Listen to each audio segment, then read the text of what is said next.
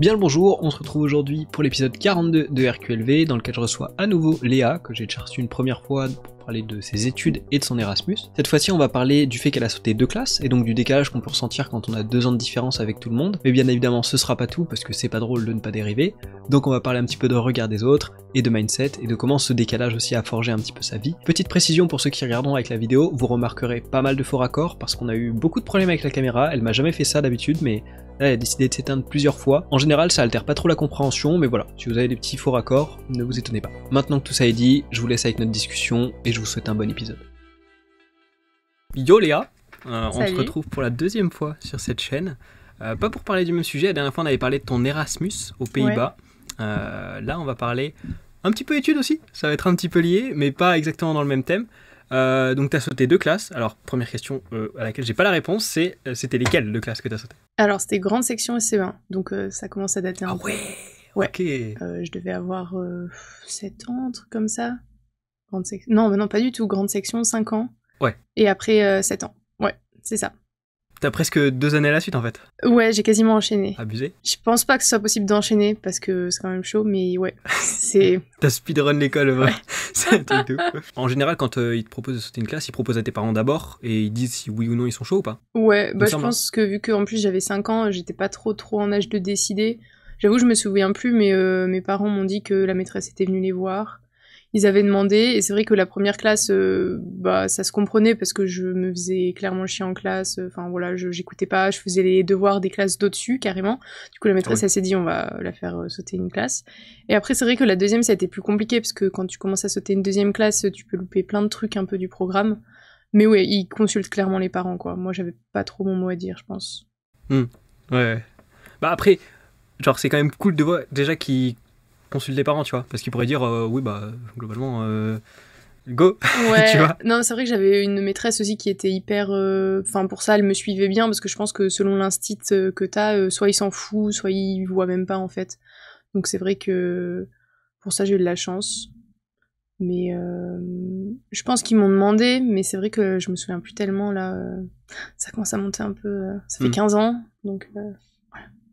Est-ce que tu penses ou tu sais qu'on a proposé à tes darons de te faire sauter une 3e classe ou pas du tout? Non, je pense pas, parce que déjà 2 classes, quand je suis arrivée en CE2, j'avais déjà du coup, là c'était la 2e classe, et c'est au niveau des programmes, je crois que t'apprends à écrire en minuscules, enfin il y a des trucs comme ça. Et moi en fait il y a des choses que j'ai loupées pendant que j'ai sauté le CE1, genre quand je suis arrivée, bah la grammaire et le français, je sais que j'ai beaucoup galéré. Et après non, j'ai plus de propositions parce que bah 2 classes c'était déjà pas mal le temps de rattraper tout, et puis ouais. Après j'allais arriver au collège, etc. Donc non, après j'ai jamais eu plus de propositions. Mais tant mieux parce que 3 classes, ouais, ça fait je sais pas, je connais personne qui l'a fait pour l'instant. Ouais, autant des 2 classes, je crois que j'en connais 2. Il y avait un pote à Théophile aussi qui avait sauté 2 classes. Ouais. Et par contre 3, j'avoue que j'avais. Je pense que ça commence à faire chaud. Hein. Après, il y en a, ils sautent des classes au collège ou au lycée. Ouais. Mais j'avoue, après, c'est chaud. À la limite, quand t'es petit, ça passe. Parce que bon, grande section, je pense que t'apprends à compter, à faire un peu des maths, des trucs. Donc ouais. Et tu sais pourquoi t'avais des facilités à ce point-là, ou tes darons te faisaient voir des trucs en amont ou pas du tout? Bah niveau éducation, rien de, enfin j'ai envie de dire classique. Après j'ai pas trop de quoi comparer, mais enfin ils nous faisaient lire, ils nous faisaient compter. Après moi j'ai le souvenir de quand j'étais en moyenne section, je savais déjà compter jusqu'à 100. C'est un truc qui m'a marqué, et du coup c'est là que ma maîtresse, enfin je m'en souviens encore en classe et je comptais et tout et je m'arrêtais pas. La maîtresse elle était ok c'est bon Léa, c'est bon. Et ouais je pense c'est ça, c'était surtout au niveau des maths, de compter, de la mémoire. Enfin j'ai toujours eu une très bonne mémoire aussi. Du coup je pensais que ça m'a bien aidé. Et du coup, bah, j'ai souvent eu une compréhension rapide des choses, quoi, pour les choses qui me paraissaient logiques. Et c'est ce qui faisait que, ouais, je finissais toujours tout avant tout le monde. Et que je me faisais chier, mais du coup, mes parents pensaient que, en fait, c'était l'inverse, que j'aimais pas l'école, que je m'ennuyais. Et ils étaient déjà en train de se dire, ça va être une catastrophe, sa scolarité, etc. Au final, c'était l'inverse, mais du coup, heureusement que j'ai été, enfin, pas diagnostiquée, quoi, mais heureusement que la maîtresse, elle a vu, elle a dit, bah non, c'est l'inverse. Bah, bénef, en tout cas. Ouais, mais, clairement. Par contre, j'avoue, j'ai aucune idée de... Genre, t'arrivais à compter jusqu'à 100, mais j'ai aucune idée de quelle est la moyenne. Je sais pas si tu sais... Alors, en moyenne section, peut-être 10 ou 20. Ok. Enfin, honnêtement, j'ai genre aucune référence ou quoi, mais je me dis, moyenne section, ça fait que 1 an que t'es à l'école. À 4 ans, je sais que jusqu'à 100, c'est pas très commun, quoi. Mais voilà, c'est vraiment le souvenir que j'ai de mon école maternelle. Après, le français ou quoi, c'était genre, je pense que c'était classique, mais tout ce qui était genre les maths, la logique, les trucs, les jeux de mémoire et tout, ça j'ai toujours tout compris super vite. Et je pense que c'est ce qui a fait que la maîtresse a dit bon, elle va peut-être sauter une première classe, quoi. Et c'est ouf parce que du coup, tu dis que tu t'es retrouvé à galérer, tu vois, sur grammaire et tout, et au final, tu te diriges vers un parcours de langue, tu vois. Ouais, bah oui, c'est ça le plus fou parce que j'ai toujours les maths, ça a jamais été un problème et je m'en souviens que le français, la grammaire, les trucs avec les COD, les COD, les COI, les trucs comme ça, genre j'ai jamais rien compris parce que j'ai pas vu. Et même au collège, lycée, le français, c'était pas trop mon truc. Et c'est vrai qu'au final, je suis partie sur les langues étrangères, alors qu'au début, je me voyais plus dans le scientifique, quoi, parce que c'était les maths où vraiment j'avais le plus de facilité. Donc ouais, c'est bizarre. Et du coup, ouais, tu disais que tu t'ennuyais à l'école et tout, mais c'est ouf parce que tu vois, genre en vrai, j'ai l'impression que c'est pas mal le cas de témoignages que j'ai pu lire ou quoi. Ça a l'air d'être pas mal le cas, tu vois, des élèves qui se débrouillent très bien. Et en tout cas, c'est cool que t'aies pu genre partir du bon côté de je m'ennuie, mais quand même je me débrouille bien, tu vois. Ouais, bah en plus je crois la majorité des enfants, on va dire surdoués, quoi, parce que j'aime pas trop ce mot, mais c'est quand tu sautes des classes, la majorité, ouais, au début ils s'ennuient, et en fait il y en a qui vont jamais coller avec le système scolaire, enfin après je connais pas personnellement des gens comme ça, mais souvent il y en a, ils vont avoir des mauvaises notes ou des trucs comme ça, parce que c'est pas du tout leur manière de fonctionner, et du coup c'est vrai j'ai de la chance enfin genre je cadrais 100% avec le système scolaire, quoi, genre vraiment c'était totalement adapté pour moi. Mais c'est vrai que souvent, ouais, c'est plutôt genre tu t'ennuies, tu fais pas les trucs, ça te saoule. Et c'est souvent comme ça que les enfants un peu surdoués sont diagnostiqués, quoi. Bah clairement, enfin, ça fait sens que tu vois, tu cadrais bien, enfin que tu collais bien au système éducatif parce que sinon tu serais pas là en train de faire un master, tu vois. Ouais. Genre tu serais arrêté direct ou autre, tu vois. Ouais, clairement, je pense. Après, je me souviens quand je devais avoir peut-être 5 ou 6 ans, ils m'ont emmené faire un test de QI, le fameux truc, parce que j'avais sauté déjà une classe et tout. Et ça a un peu confirmé le fait que au niveau logique et tout, j'étais, on va dire, très compréhensive, etc. Mais d'un autre côté, je me souviens plus pourquoi, mais il y avait des trucs sur la mémoire ou par rapport au langage, où à l'inverse, j'étais vraiment en difficulté. Donc c'était vraiment pas du tout homogène, en fait, mon niveau sur les trucs. Et au final, après, quand je vois collège-lycée, j'ai toujours eu des très bonnes notes de partout. Mais je sais pas, c'est parce que j'avais une bonne mémoire et que du coup, j'arrivais à m'en sortir même en français ou... Enfin voilà. Du coup, ça dépend vraiment des domaines. Mais ouais, moi, c'était vraiment les maths, quoi, mon truc. J'ai toujours kiffé. Mais du coup, t'as dit que genre en moyenne section, quand t'as sauté une classe, c'est parce que tu penses que t'as une bonne mémoire. Et tu dis les tests, ils ont montré que t'avais pas forcément une bonne mémoire. Je crois que c'était par rapport à la langue, enfin un truc avec le, c'est des le trucs vraiment très vocabulaire. spécifiques, Ouais, genre ouais, t'as plusieurs catégories. Je sais plus trop comment ça marche, mais il y a des différentes formes d'intelligence du coup, et tout ce qui est la logique, la mémoire, ça, il y avait pas de souci. Mais pour des trucs où il fallait manipuler les mots ou la langue française, enfin voilà, c'était un truc où moi je comprenais pas forcément les subtilités. Du coup voilà. T'as réussi à surpasser ça et être à l'aise là dans ta formation, ou est-ce que c'est encore un truc sur lequel tu butes un peu? Ouais, je pense que j'ai clairement réussi à développer, être beaucoup plus à l'aise. Après, j'ai un peu pas des séquelles, mais par exemple dans les relations sociales ou quand je parle aux autres gens, c'est vrai que des fois j'ai l'impression que j'ai un peu du mal avec la communication, avec les mots. C'est pas que je sais pas parler, mais ouais, des fois j'ai du mal à mettre les mots ou à avoir un peu l'intelligence sociale. Je sais pas trop si ça existe, mais ouais. Et ça, c'est pas un truc qui a été détecté genre dans ton test? Parce que du coup, t'as fait quoi? T'as fait un test de QI ou un bilan neuropsy? Ouais, test de QI, je crois. Ok. Avec t'avais des questions, des sortes d'épreuves. Non, j'ai pas fait de bilan neuropsy, j'ai juste fait ça. Parce que ça, je crois, ça te dresse vraiment genre pas ton inventaire complet, mais tu vois, comme un truc de jeu vidéo, genre avec dans telle catégorie, t'es comme ça et tout. Ah, en vrai, non, j'ai jamais fait. Mais pourquoi pas, ça m'intéresse. Des fois, je me dis, j'aimerais bien faire des tests, enfin pas tests de QI, mais des trucs comme ça, un peu pour voir comment mon cerveau il fonctionne, quoi. Pour un peu comprendre des fois comment ça marche. Bah ouais, apparemment, parce que je me suis pas mal renseigné là-dessus, tu vois, vu que j'ai pas mal de ma commu qui est HPI et qui m'a découvert avec les podcasts où on parle de ça. Le bilan neuropsy a l'air de vraiment genre pas mal traiter l'inventaire, te permettre de comprendre comment tu fonctionnes. Donc ouais, pour le coup, si c'est la démarche, c'est probablement l'un des choix les plus pertinents. Ouais, mais je noterai, parce que j'ai jamais été diagnostiquée HPI ou ou tous les dérivés, les noms qui vont avec, mais non, il faudrait que je jette un œil, parce que c'est toujours intéressant, quoi, on peut savoir ce que j'ai dans ma tête. Un cerveau, je pense. Après, d'autres trucs, tu vois, mais je me rappelle pas bien les cours de neuro. Ouais, je pense. mais du coup, vu que tu as passé ce test de QI, normalement, je sais plus quel est le seuil, mais je pense que tu aurais dû être diagnostiqué HPI si tu es au-dessus du seuil HPI. Parce que je crois que ça dépend que du QI pour le HPI. Il me semble, je dis peut-être une connerie. Hein, mais... Ouais, il y a moyen. Bah alors dans ce cas-là, je crois que je suis censée être dans la catégorie HPI. Mais en fait, j'ai juste jamais entendu ce terme jusqu'à il y a quelques années, parce que c'est vrai qu'on en parle vachement, comme les enfants zèbres, je sais qu'il y a plein de termes. Et j'avais jamais entendu, mais c'est vrai que si on regarde que le QI... Je crois. Ouais. Je saurais pas. Ouais. Et du coup, quand t'as sauté ces classes, est-ce que, parce que je pense que ça va être un peu le cœur du podcast, t'as ressenti du coup un décalage avec les autres gens ou pas?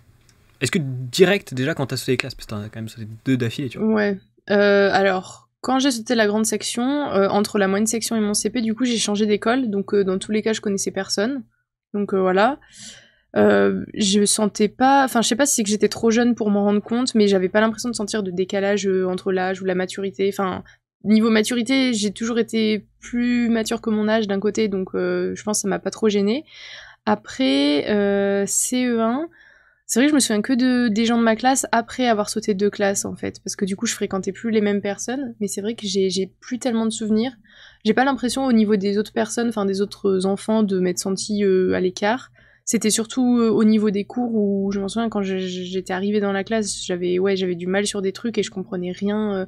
Genre je venais de débarquer, en plus je crois que j'avais fait quand même 1 mois de CE1 et j'étais arrivée dans la classe de CE2. Du coup c'est vrai que j'étais bien perdue. Mais après niveau scolaire, enfin niveau les relations sociales ça allait. C'est au collège après que ça s'est arrivé quoi. Et pourquoi, tu saurais l'expliquer ou pas? Pour le collège, tout ce côté un peu pression sociale, enfin quand t'arrives au collège, t'as tout le monde qui veut faire grand, qui veut faire cool, et tu veux rentrer dans la norme parce que sinon on va te pointer du doigt. Et vu que je savais que j'arrivais, que j'avais du coup 9 ans au lieu de 11, que en plus j'étais assez petite, déjà pour mon âge, du coup je savais que je dénotais. Et c'est à partir de là que j'ai commencé à faire hyper attention au regard et au jugement des autres.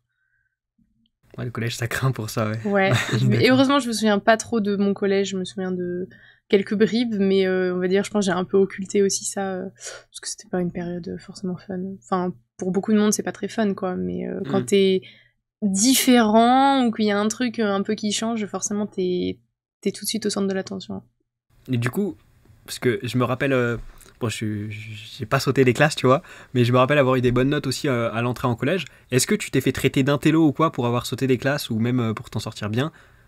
Et ouais. Ouais, oui, intello, je l'ai entendu. Enfin, genre, foncièrement, ça sert à rien comme insulte, c'est juste pour te dire que t'es intelligent à l'école, tu vois, dans le cadre de l'école. Ouais, surtout. mais après, je pense que je l'ai pas eu tant qu'insulte. Les gens, ils l'ont surtout dit comme ça pour, je pense, dans leur tête, ça sonnait comme un compliment ou une remarque. Je pense que j'ai de la chance aussi d'être une fille, parce que quand t'es un mec, t'as vraiment le côté plus intello, vraiment insulte qui ressort. Mais j'ai jamais été insultée, bien sûr j'ai eu des remarques, mais après non, le intello, moi on me l'a juste dit en mode t'es intelligente quoi. Mais ça revient plus maintenant quoi, mais c'est revenu tout mon collège, tout mon lycée aussi, donc voilà. C'est ouf, tu vois, la remarque de quand t'es un mec, tu le vis certainement plus mal, mais c'est un truc de ouf parce que j'avais pas du tout pensé que genre. J'ai l'impression, moi je suis pas un mec, ouais, non, mais pour le coup, je te rejoins. L'image des gens, ouais. Parce que les meufs qui s'en sortaient bien en classe, déjà rarement on leur disait oh c'est à l'intello ou quoi, et ensuite j'ai l'impression que c'était moins péjoratif. Peut-être parce qu'il y avait aussi plus de meufs qui s'en sortaient bien en classe que les garçons. Ouais. Et que du coup c'était plus la norme si tu veux. Mais c'est vrai que je m'étais jamais fait la réflexion, mais ouais, t'as raison. Ouais, je pense à l'image scolaire. C'est vrai que les filles, par définition, sont plus scolaires, plus sérieuses. Et c'est vrai que si un mec, il a plein de bonnes notes, il bosse, je pense c'est... Enfin, surtout au collège, quoi, les autres, ils sont en mode, Enfin, t'es un intello et ça sonne péjoratif. Du coup, je pense, ouais, le fait d'être une fille, ça m'a épargné des choses, des insultes, des trucs comme ça. Mais encore une fois, je sais pas, mais je pense que c'est la perception que j'ai, parce qu'autour de moi, d'avoir vu même des mecs qui s'en sortaient bien à l'école aussi, je pense que pour eux, c'était plus... Il y avait encore plus cette pression un peu sur eux, ouais. Et du coup, est-ce que... parce que tu vois, tu t'as dit que tu t'étais trouvé plus mature que les gens de ton âge dans l'ensemble. Est-ce que tu penses que ça vient principalement de toi, ou est-ce que tu penses que le fait que tu aies un environnement du coup de personnes plus âgées t'es forcé à devenir plus mature? Est-ce que tu as senti peut-être cette pression à devoir devenir plus mature? Je pense que c'est les deux. Enfin, clairement, c'est dans mon caractère, ça je le sais. Mais mes parents, enfin, ils nous ont toujours, on va dire, éduqués et considérés comme leurs égaux. Enfin, quand on avait 3-4 ans, ils nous parlaient pas comme des bébés, quoi. Donc, ils nous ont vite fait grandir. Et aussi, vu que je suis la grande sœur et que j'ai une petite sœur, je m'en suis tout de suite occupée un peu comme une maman. Donc, je pense qu'il y a tout ça. Forcément, t'as le côté environnement, puis t'as le côté, genre, inné. Et les deux, ça a fait que j'ai été comme ça. Donc je sais que j'ai toujours été plus mature, mais ouais, je pense que le cadre familial, surtout, il a bien joué. Mais pour le coup, je te rejoins parce que, bon, alors, j'ai peut-être pas eu exactement la même éducation que toi, mais dans l'ensemble, quand je m'adresse à un enfant, vraiment à un jeune ou quoi, si je le traite comme mon égal et que je sais pas de genre... tu sais, moi, humain, toi, bébé, tu vois, Ouais. j'ai souvent des discussions beaucoup plus intéressantes que ce qu'on pourrait penser, tu vois. Genre, ça, traiter d'égal à égal, tu sens que le côté mature de la personne, il ressort naturellement, tu vois. Ouais, c'est ça, genre, ça sert à rien d'infantiliser, parce que c'est des êtres humains, bien sûr, il y a des concepts qu'ils peuvent pas comprendre, parce que, bah, c'est pas, enfin, il y a des trucs à 5 ans, tu peux pas saisir, ou t'as pas appris, mais c'est pas pour autant qu'il faut leur parler de trucs... Enfin ouais, moi je pense faut les traiter en égal et c'est comme ça qu'ils vont grandir et se sentir importants. Enfin en tout cas moi quand j'étais plus jeune, quand les adultes me parlaient comme une enfant, je détestais quoi. Quand je grandissais, je voulais vraiment avoir des discussions avec des adultes, mais des discussions d'adultes. Et maintenant je suis adulte donc ça va, mais yes. C'est quand le passage à l'âge adulte pour toi? C'est compliqué parce que je me considère plus comme une adolescente. Je dirais que je suis jeune adulte, mais dans ma tête, je suis pas encore adulte parce que quand je vois des adultes, enfin, genre qui ont, je sais pas, la vingtaine, la trentaine, ben j'arrive pas à savoir. Pour moi, je suis une étudiante, tu vois, c'est mon statut. Et ouais, pour moi, adulte, je pense que je l'associe au truc de quand t'as un boulot, que t'es posé, que t'as une vie de famille ou quoi. Mais j'avoue, c'est un peu flou. Adulte. Ouais. Pour moi, je suis pas adulte, mais je suis pas enfant, mais je suis pas adolescente. Je sais pas ce que je suis. Ouais, mais pour le coup, j'ai l'impression qu'on est pas mal dans cette tranche d'âge à pas savoir se définir, tu vois, Ouais. dans quelle catégorie on est. Mais je pense que c'est aussi à l'époque, même au XXe siècle, les adultes, tu te mariais tôt, t'avais des enfants tôt, et là t'avais ta vie d'adulte. Et maintenant, vu que c'est un peu en train de forcément de changer, les gens ils veulent moins se poser ou ils ont des modes de vie différents. Je me dis peut-être dans notre tête aussi, on a du mal à identifier le mot adulte à genre quand t'es encore en études ou que tu voyages et que t'es pas posé quoi. Je sais pas, c'est une petite théorie. Théorie? Non, mais en vrai, théorie intéressante, ouais, pour le coup. Je te rejoins là-dessus. Quand je pense au fait que j'ai sauté de classe, c'est vrai que tout ce qui est ma primaire, l'époque de primaire, j'ai jamais eu l'impression que j'ai eu des problèmes. Après, c'était une petite école, donc on se connaissait tous et les classes étaient un peu mélangées. C'est vrai que du coup, à partir du collège, ça a été là où, enfin, je me souviens, mon entrée en sixième, ça m'a fait stresser comme jamais. Enfin, en plus, je suis pas allée dans le collège, enfin, je suis allée au collège de en sixième, parce que j'ai pas été acceptée. Du coup, je connaissais vraiment personne. Donc je m'en souviens, le premier jour, vraiment je regardais tous les gens de ma classe, savoir s'il y en a qui faisaient, genre s'ils étaient pas trop grands, s'ils avaient pas l'air trop âgés, etc. Donc c'est vrai, mais le collège au final c'est quand même bien passé pour moi. Enfin je veux dire j'avais des amis, ça s'est bien passé quoi. Genre en fait je m'en suis toujours sortie. Je sais pas si j'ai réussi un peu à me faire forcément une carapace et un peu à faire un peu cette bulle pour affronter tout ça parce que c'était dur quoi d'affronter toujours en permanence le regard des autres et en même temps de nouer des relations avec des gens plus âgés. Du coup moi ça me dérangeait pas, mais de leur côté peut-être que eux de voir quelqu'un qui a 2 ans de moins, ils avaient du mal à avoir des rapports avec d'égal à égal quoi, comme on disait quoi. T'as 11 ans et t'as Léa 9 ans qui vient et qui est dans ta classe, genre je me dis ça doit faire bizarre quoi. Ouais, c'est vrai que 9 ans, 11 ans, pour le coup, c'est peut-être l'âge où la différence, tu la ressens la plus, tu vois, non? Ouais, collège, je pense, ça se ressent bien. Lycée, moins. Bon, après les études, là, voilà. Quoique, lycée, en vrai, ça dépend, hein, parce que, par exemple, entre 16 et 18, ça peut quand même faire pas mal de différences. Ouais, c'est pas faux, ouais. Mais après, c'est au niveau de la taille. Moi, ça a toujours été mon complexe, la taille. Maintenant, bon, y a pas de souci, hein. Mais ouais, la taille, l'âge et du coup, pour rebondir là-dessus, je pense que c'est ça qui fait qu'aujourd'hui, j'ai énormément de mal avec le regard des autres. Je sais que c'est quelque chose dont beaucoup de monde, enfin la majorité a du mal, le jugement des autres. Mais moi, c'est vraiment quelque chose qui m'a suivi toute ma scolarité et du coup, je travaille dessus, mais c'est très dur, quoi. Ça m'a vraiment laissé des séquelles. Enfin, c'est pas non plus enfin, c'est un peu lourd les séquelles, mais si, ça m'a clairement touchée pendant plusieurs années. Et là, j'arrive à progresser et à sortir de ça, mais ouais, c'est dur, ça demande beaucoup de travail. Et c'est quoi qui t'a le plus atteint dans le regard des autres? Le fait que tu te sentes inférieure par rapport à l'âge ou autre, que tu te sentes différente, en décalage? Je pense que c'est le décalage. Après, je sais que scolairement, du coup, vu que j'avais des bons résultats, c'était pas l'histoire d'être plus nulle à l'école que les autres. Je pense que c'était surtout dans les... J'avais peur, en fait, de pas tisser de relations sociales et de me retrouver seule, d'être mise à l'écart et qu'on se moque de moi, d'être décrédibilisée. C'est pour ça que j'ai tout le temps bossé au collège, au lycée, et j'étais à fond dans les notes, les devoirs, parce que pour moi, c'était un peu pour me faire apprécier des autres, parce que vu que je savais pas approcher les autres et que niveau relations sociales, je suis pas la personne non plus super avenante qui va réussir à aller vers les gens, bah du coup je trouve un autre moyen de me faire apprécier, quoi. Donc pour dire c'est la fille qui a des bonnes notes et la fille qui est forte à l'école, et du coup bah on va être son amie, parce que voilà, c'était un peu ça, ouais. C'est ouf quand j'y repense, tu vois, parce que je me rappelle qu'au lycée, les rares fois où je te croisais dans le lycée, je te croisais pas vraiment, je te voyais à travers la vitre dans les salles tu sais, réservées au travail, là, en face de la salle de cantine. Oui, je m'en souviens. C'est grâce à toi que j'ai découvert qu'on pouvait aller dans ces salles, d'ailleurs. Je crois pas y être allé pour autant, mais c'est grâce à toi que j'ai découvert. Et à chaque fois, j'étais en mode, mais putain, elle tryhard vraiment dans ces salles-là. J'étais en mode, mais waouh, elle est super investie, quoi. Mais ouais, je m'en souviens pas, mais c'est vrai que je passais du temps, surtout en terminale, enfin pour le bac, mais j'ai bossé, mais j'ai retrouvé mes fiches de la dernière fois de mes cours. J'ai fait des trucs, j'étais une tarée, je passais ma vie dessus. Là, je sais pas quand je trouvais le temps de faire ça, mais ouais, je bossais, quoi. C'était... Je sais pas. je faisais pas que ça, mais c'était une majeure partie de mon temps, ouais. Mais après, c'était clean, tu vois, parce que j'ai eu ton cahier d'espagnol pour avoir un petit peu d'avance sur les devoirs. Et dans l'ensemble, c'était quand même très très bien structuré et tout, tu vois. Toujours, ouais. Puis même, tu faisais des...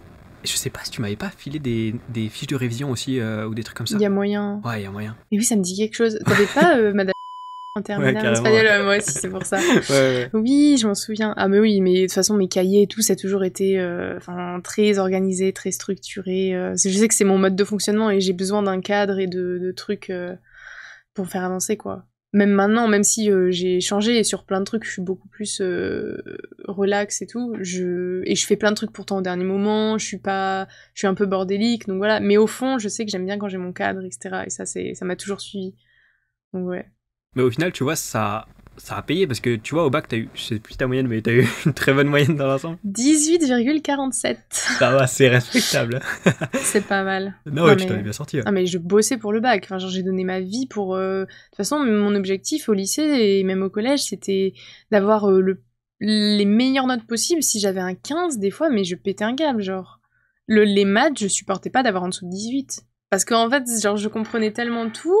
Vraiment, pour ça, c'est dur d'expliquer aux autres quand toi tu comprends tout et tu sais que c'est évident et tu sais que les autres comprennent pas et c'est super dur d'expliquer. Mais ouais, j'avais des standards super élevés et je m'étais fixé une barre très très haute, perfectionnisme évidemment.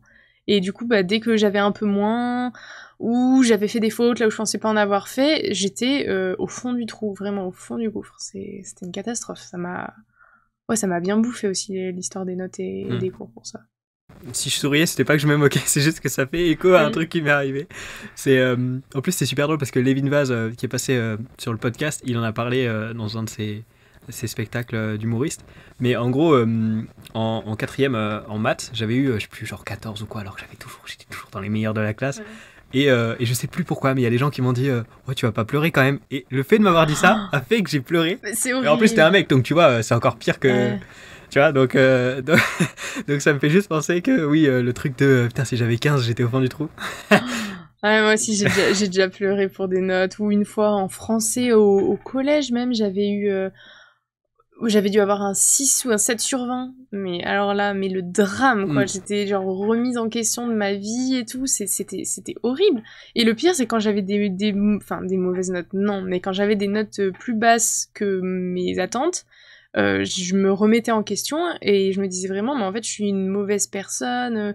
Enfin, ouais, ça pouvait aller super loin dans ma tête. Et ça fait plusieurs années que j'ai plus ce mécanisme dans ma tête, et heureusement. Mais c'est dur de se mettre une pression comme ça. Surtout que mes parents ne mettaient pas de pression. Ça, à savoir, genre, ils nous ont jamais dit, ouais, faut avoir les meilleurs résultats et tout. Ils nous ont jamais poussés. Ils nous ont juste toujours encouragés. Et le nombre de fois, ils m'ont dit, bah, en fait, c'est quand que t'as des mauvaises notes et tout. Parce que c'est moi, mais oui, c'est moi qui me suis construit toute une pression et un truc.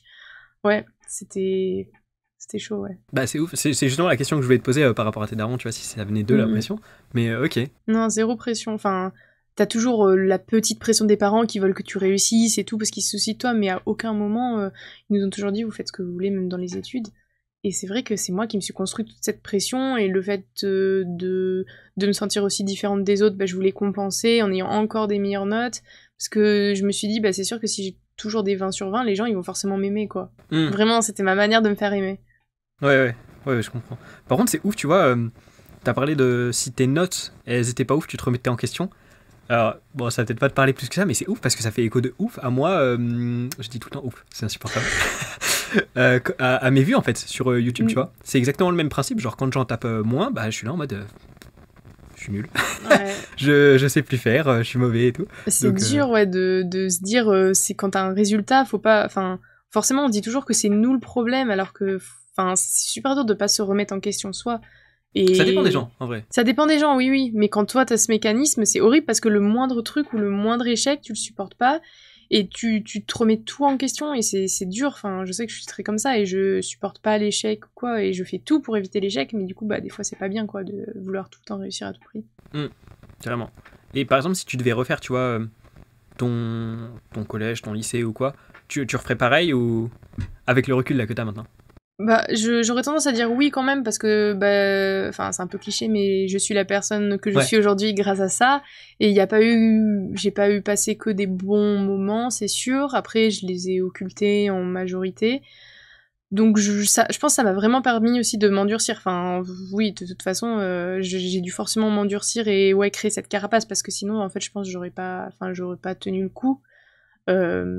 Donc non, je pense que je referai rien. Je suis quand même contente et bah, quand même fière de mon parcours parce que ça aurait pu être quand même plus compliqué pour moi, mais j'ai réussi à avoir la force de rester dans le cursus classique parce qu'à un moment je pouvais aller dans un lycée, enfin un collège pour surdoués.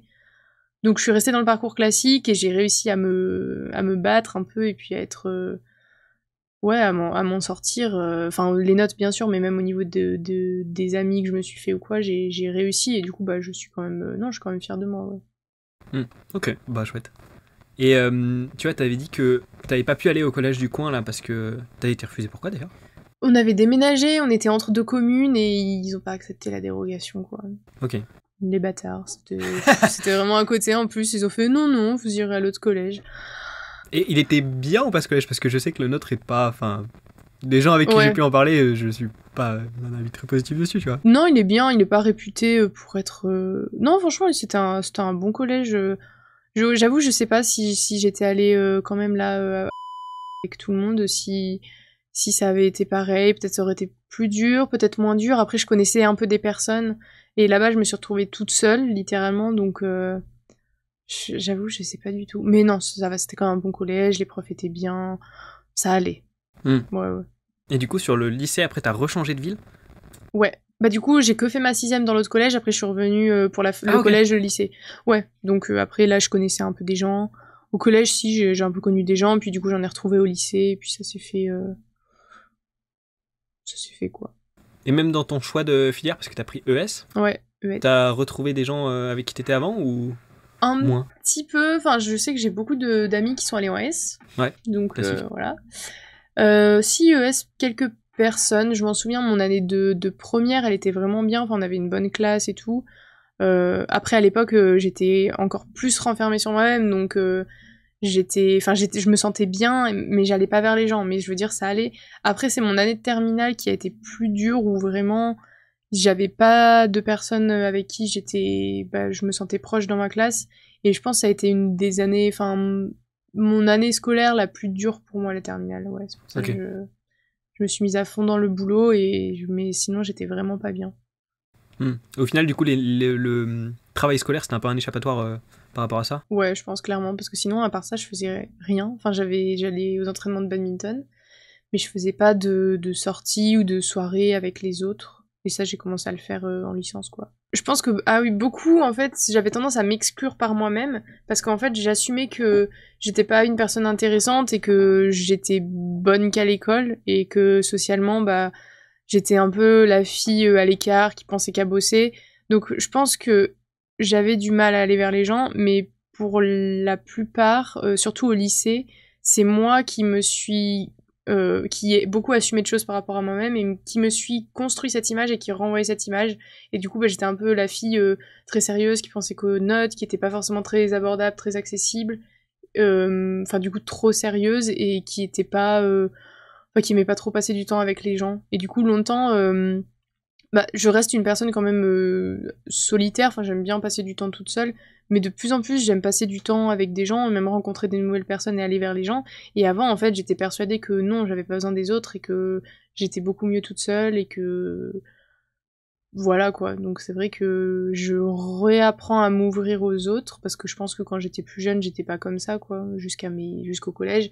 Mais après je me suis énormément refermée sur moi-même et vu que je pense toujours à... J'essaie toujours d'anticiper ce que les gens pensent de moi, etc. J'assume des choses qui sont pas forcément vraies. Et du coup, bah, je me suis direct renfermée sur moi-même.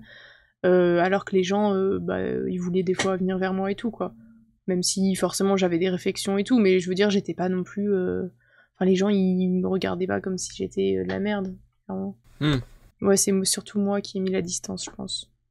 Mais du coup, est-ce que ce serait pas, tu penses, je sais pas si ça te parle, mais une prophétie autoréalisatrice? C'est un phénomène en psychologie où en fait tu penses un truc par rapport à toi, tu vois, par exemple tu penses que t'es un loser, et à force, bah du coup tu vas commencer à agir comme un loser, et du coup tu vas devenir un loser, tu vois. Il y a aussi de l'effet Pygmalion si c'est avec l'entourage, enfin l'environnement, mais je pense pas que le truc de te dire genre je suis pas intéressant, j'arrive pas à intéresser les gens et à interagir avec eux, tu t'es réfugié dans ça, donc au final les gens pensaient peut-être que du coup t'étais trop là-dedans et que t'étais pas intéressant, parce que moi tu vois en Staps j'ai eu le même délire, en fait j'étais à fond dans mon montage, et il y a des mecs qui m'ont découvert après qui m'ont dit mais mec putain je pensais pas que t'étais sympa tu vois et tout, pour moi t'étais juste concentré sur ton truc et il fallait qu'on te laisse faire ta vie tu vois. Ouais, je pense qu'il y a de ça, clairement. J'ai tellement pensé à ça, parce que évidemment je pense tout le temps beaucoup. Et du coup, dans ma tête, je déforme la réalité, ma perception que j'ai de moi et des autres. Et au final, oui, ce que je pensais l'est devenu, clairement. Je pense j'ai totalement projeté ça. Et puis au bout d'un moment, c'est comme je sais pas comment ça s'appelle, mais si tu veux, enfin, quand t'as des choses qui t'arrivent dans la vie et qui sont négatives, si t'es dans un état d'esprit négatif, bah une chose en entraîne une autre, et c'est toute une question de oui, à quoi tu penses et comment t'es... Ouais, je me suis perdue dans ce que je disais, mais voilà. Ok. Et mais c'est ouf parce que tu vois, ce truc de se dire je suis pas intéressant, c'est un truc que j'ai l'impression de voir chez pas mal de HPI avec qui je peux échanger, enfin de haut potentiel, qu'ils soient HPI ou HPE. Et donc du coup, ça me renforce dans l'idée, tu vois, que... voilà. Moi, je pense qu'il y a de ça, parce que vu que on a tendance à être, enfin, scolairement ou niveau intelligence en général, on a des facilités. Je pense que il y a forcément une forme soit d'isolement ou de difficulté sociale. Et du coup, bah, dans ta tête, vu que je pense qu'il y a ce mécanisme de beaucoup réfléchir, et ben au bout d'un moment, tu te dis, bah, ça veut dire que je suis pas intéressant, parce que une personne intéressante ou qui est populaire, c'est celle qui va beaucoup parler aux autres, qui est pas forcément studieuse, si on rentre bien dans les clichés. Et du coup, au bout d'un moment, je pense, vu qu'on va pas trop vers les autres, en plus, on sait pas forcément ce qu'ils pensent de nous, parce qu'on n'a pas trop d'échanges, et on en finit, du coup, ouais, par penser que c'est nous qui sommes pas intéressants, et voilà. Et au final, enfin, je sais, pour moi, je renvoie une image très froide, inaccessible au premier abord, et on me l'a souvent dit. Et une fois que les gens me connaissent, ils me disent, mais en fait, t'es pas du tout comme ça. C'est juste, je sais pas comment faire pour paraître moi-même un peu, pour être plus ouverte, direct, parce qu'il y a toujours un peu cette distance, il faut genre apprendre à me connaître pour se rendre compte que ça va, je suis quand même fun. Non mais en vrai, ouais, j'ai la même sensation par rapport à moi, mais je pense que... Ouais, c'est un profil de gens, et j'ai l'impression qu'en vrai, la solution que moi j'ai trouvée, c'est quand je suis à l'aise avec des potes, tu vois. S'il y a d'autres gens qui se ramènent dans le groupe, là je reste naturel parce que je suis à la base avec des potes et que c'est juste une personne qui se rajoute. Alors que quand c'est une personne inconnue ou que je connais pas très bien, je vais pas être exactement moi-même, tu vois. Je vais être plus... Peut-être pas plus... Ouais, si plus lisse un peu, mais tu vois, genre plus... Ouais, je sais pas, je saurais pas comment dire, mais plus non, soft mais le en lisse, fait. je vois totalement, parce que moi je veux toujours donner encore cette image de genre la fille organisée, sérieuse, sur qui on peut compter, toujours là, et du coup bah je vais tout de suite renvoyer l'image posée, responsable, parce que bah ouais, pour apparaître lisse et pour Parce qu'au fond, je veux qu'on m'apprécie, quoi. Je veux pas... alors que, bien sûr que c'est impossible d'être aimé par tout le monde, mais j'ai encore ce truc de me dire, il faut que je sois appréciée par tout le monde, sinon je vaux rien, etc. Ça, c'est encore trop le truc où je veux trop plaire aux gens. Alors que des fois, en plus, tu plais plus aux gens quand t'es genre toi-même que quand t'es cette version édulcorée de toi-même, quoi. Ouais, mais c'est ça le pire, et c'est super dur d'enlever ce réflexe, de se dire que si t'apparais comme ton idéal, ça va aller, alors que ouais, des fois, clairement, si t'es naturel, les gens vont mieux t'apprécier. Mais ouais. Mais tu vois, au final, là, dans le podcast, tu dirais que t'es comment?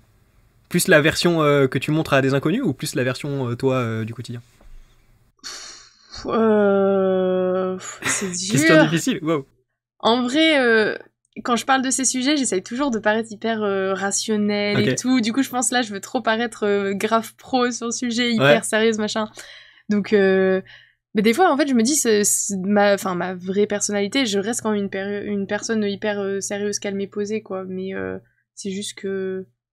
Je sais pas, ça dépend beaucoup des personnes avec qui je suis. Enfin, évidemment, on se comporte tous différemment, mais selon les personnalités, des gens qui sont encore plus calmes que moi, ou etc. Enfin, quand je suis avec des personnes comme ça, c'est moi qui vais à l'inverse être beaucoup plus avenante, extravertie, qui vais parler, et à l'inverse, quand je suis avec des personnes qui sont très à l'aise, moi, je vais avoir tendance à un peu, genre, encore plus prendre du recul et me poser, un peu me mettre en retrait.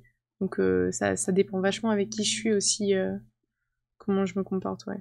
C'est marrant, j'ai ce truc aussi de... Quand tu vois qu'il y a que les personnes sont plus timides que toi, tu prends t'es spontanément ce truc de... En mode, ça doit être moi qui dois être à l'aise, alors let's go. Je prends ce rôle-là. Non, je suis d'accord, ça me fait pareil.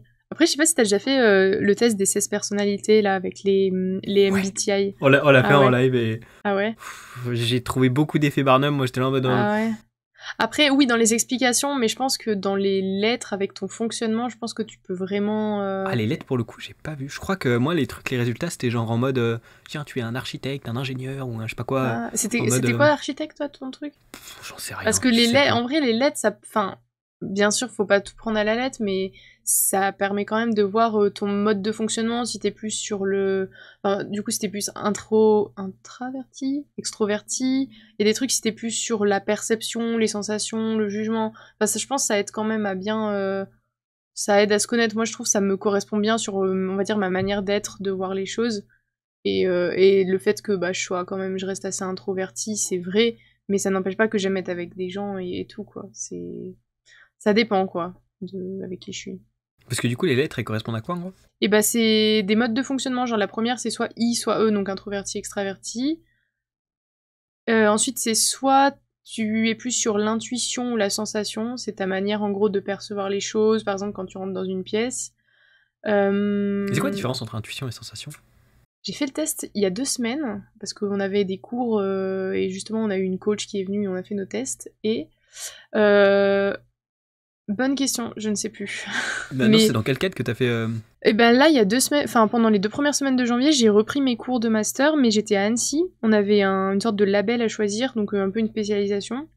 Et moi, j'ai choisi un label qui s'appelait du management au leadership. Et du coup, c'était pas du tout tourné tourisme comme ma formation, mais c'était vraiment sur du management. Et on a vu plein de choses comme la communication non violente, notamment les tests de personnalité et comment manager différents types de personnalités. On a même fait un Lego Serious Play, c'est en gros toute la journée on a des Lego et on a des questions et en gros on doit construire des choses par rapport aux questions et c'est hyper tordu parce que tu rencontres ton inconscient et te fait construire des trucs, enfin c'était trop intéressant. Et c'est à cette occasion-là qu'on a pu faire nos tests et je me suis rendu compte que moi c'est quand même... ça correspond beaucoup à ma manière de fonctionner parce que c'est très sur l'observation, sur l'émotion, sur la rationalité, etc. Donc non, ça reste intéressant ces tests, même si évidemment faut pas prendre tout au pied de la lettre. Quoi. Et du coup, dans les 2 autres lettres, c'était quoi la signification? Alors, I, S, F... alors le 3e, c'est soit sentiment, soit pensée. C'est si ta manière en gros de fonctionner, ou si tu passes plus par la pensée, la rationalité ou l'émotionnel des sentiments. Et le dernier, c'est si t'es plus sur le jugement ou la perception des choses. Donc si tu... Je pense jugement, c'est plus tu vas essayer de faire selon des critères objectifs, et perception, c'est ta propre perception quand t'évalues un truc. Enfin voilà. En vrai, c'est intéressant surtout de voir, nous, du point de vue management, quand t'as tes équipes, gérer les gens, parce que personne n'est pareil, et du coup, tu peux pas attendre la même chose de tout le monde, tu peux pas demander les mêmes choses à tout le monde. Enfin, c'est intéressant quand même. C'était cool, ouais. Après, je sais pas s'il y a beaucoup d'entreprises, tu vois, qui prennent en compte ce truc-là.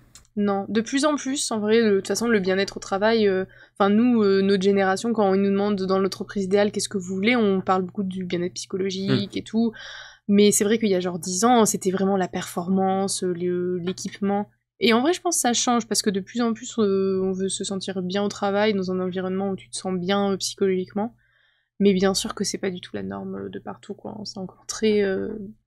c'est peu répandu, je pense. Mais ça gagne du terrain, et en vrai, c'est cool, quoi, parce que c'est important de te sentir bien dans ton boulot, vu que tu passes un tiers de ta vie. Ouais, carrément, ouais. Et du coup, toi, t'as passé des stages, d'ailleurs, en entreprise? Ouais, bah j'ai fait mon stage en licence, là, j'ai fait un stage en 2021 dans un site touristique. Et là, en mars, je pars à Toulouse pour un stage, mon stage de fin d'études. Voilà. Et l'expérience du monde du travail, du coup? T'en as pensé quoi? Alors moi, du coup, mon expérience, c'était une entreprise familiale, donc une petite entreprise touristique. Ah oui. Donc j'ai pas de recul sur le monde du travail en général, mais sur ce genre de structure. Et en général, le monde du travail, enfin en tout cas dans le tourisme, un site touristique, moi j'ai bien aimé, enfin ça s'est bien passé, même si forcément quand t'es avec une petite équipe et que c'est la famille, t'as forcément toujours les côtés négatifs, avec les horaires à rallonge, les trucs comme ça.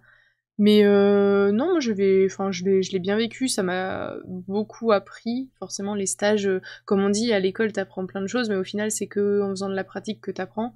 Et il faudrait évidemment faire encore plus de stages pendant nos études, parce qu'on se rend compte vraiment de ce qu'on veut. Que t'arrives à la fin de tes études et que tu saches un peu ce qui te plaît, ce qui te plaît pas, parce que quand t'as fait que du théorique, tu sais pas trop dans quel type d'entreprise tu vas aller. Et en vrai, c'est important dans quel type d'entreprise tu veux bosser, parce que t'auras pas du tout les mêmes choses selon la taille et la structure et tout.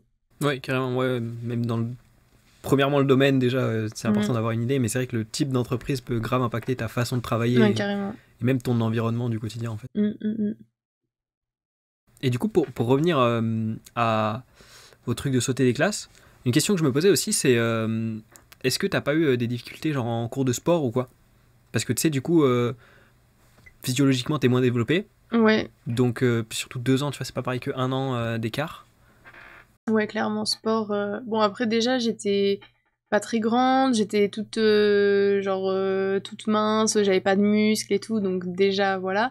Mais c'est vrai que, ouais, les 2 ans d'avance, rien que les trucs où il faut courir, quoi. Forcément, mes résultats, franchement, j'avais pas des résultats catastrophiques. Il y avait des filles de ma classe qui avaient à peu près les mêmes résultats. Parce que, encore une fois, je me poussais à me dépasser pour atteindre le même niveau que les autres. Mais c'est vrai que ouais, les cours de sport, maintenant que tu le dis, c'était pas une partie de plaisir non plus, ouais. J'étais pas... même des trucs genre de la boxe ou du saut en hauteur, des machins comme ça. Moi, ouais, j'ai toujours eu un peu du mal. Et juste les sports, un peu de raquettes, les trucs comme ça allait. Mais ouais, surtout ouais, la course... J'avais pas non plus, en plus mon cardio il est nul, donc c'était un peu la cata. Surtout que tu peux pas le tryhard de la même façon que genre les cours. T'as toujours ce truc de genre les intellos entre guillemets, tu vois, ils sont moins bons en sport, et les mauvais élèves entre guillemets, ils sont toujours bons en sport, tu vois. Oui, c'est vrai que le sport c'était pas... Puis en plus je faisais pas de sport, j'étais pas sportive. Après j'ai commencé à faire du badminton à côté en seconde. Et du coup, en vrai, ça allait mieux, ça m'a quand même aidé à déjà gagner un peu en endurance, en muscles, et pour le sport au lycée, ça allait mieux. Mais c'est vrai que rien que par ma taille, quand on devait aller en cours de sport, moi, c'était un peu ma hantise, et puis je me disais les autres, ils vont me voir comment et tout. Encore une fois, le regard des autres, je pense que c'est vraiment le truc qui m'a toujours suivi, c'est toujours, mais qu'est-ce que les autres, ils vont penser de moi et tout. En plus, j'avais des bonnes notes de partout, et si en plus j'ai pas des bonnes notes en sport, enfin ouais, c'était un peu le moment que je kiffais pas trop. Et après, comme je disais, au lycée, je suis arrivée, j'ai intégré un club de badminton, ça allait mieux. Mais ça a jamais été ma partie de plaisir. Donc oui, je confirmais le cliché de l'intello qui est bonne dans les matières scolaires, sauf le sport. Un petit peu, ouais. Et t'avais pas, je sais pas, dans le rapport au corps, tu vois, le fait d'être plus petite aussi, est-ce qu'on te l'a fait remarquer ou pas? En sport ou en général? Bah, en sport, j'ai envie de dire, ça se voit plus, puisque t'es pas genre assis, tu vois, sur une table ou quoi. Mais ouais, en général. Oui, on me l'a... Enfin, on me l'a fait remarquer, mais en fait, je me rends compte, on me l'a pas dit autant souvent que ça. C'est parce que dans ma tête, c'était tellement présent que du coup, je déforme un peu, mais j'ai le souvenir de quand j'étais en 6e, j'étais dans la queue de la cantine pour aller poser mon plateau. Et je pense que j'étais toute seule à ce moment-là. Et il y a des gars qui sont arrivés derrière moi, et il y a un gars qui a posé son plateau sur ma tête. Et ils ont éclaté de rire. Et voilà, ça c'est un souvenir qui fait un peu mal, mais c'est un peu le seul souvenir que j'ai, donc évidemment. C'est que je devais être vraiment petite, parce que, ou alors eux ils devaient être vraiment grands, parce que quand même poser le plateau sur la tête.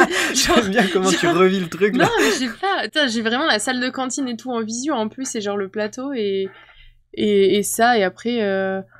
Non, je crois que j'ai pas eu trop d'autres. Après, t'as toujours. Enfin, au collège, en fait, même si t'es dans la normalité, t'as toujours un peu les jeux débiles, les machins, les petites moqueries. Donc, franchement, forcément, j'ai eu ces petites moqueries, ces petits trucs de collège, mais après, j'ai jamais eu de harcèlement, genre sérieux, quoi. Déjà. Donc, Ok. c'est pour ça que je dis que je m'en sors pas trop mal, parce que j'aurais pu pas mal tourner, mais plus souffrir des autres, quoi.